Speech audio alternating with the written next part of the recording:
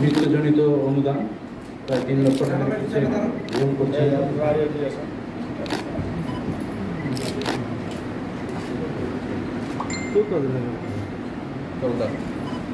এরপরে জনাব চকর কান্তি সাহাকে অনুদানের চেক গ্রহণ করার জন্য অনুরোধ জানাচ্ছি। দেখি মাইক্রোফোন নিচে নামো।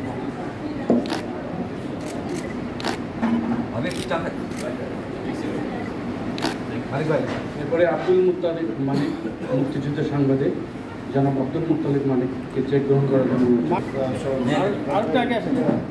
মানিক ভাই এদিকে, মানিক ভাই এদিকে।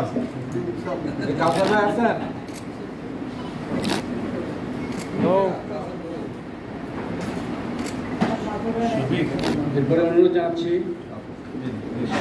শাহিনুর রহমান বিমুকে।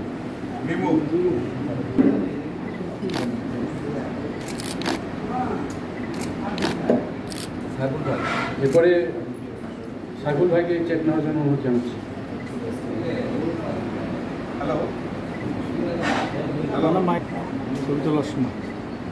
ছবি তোলার সময়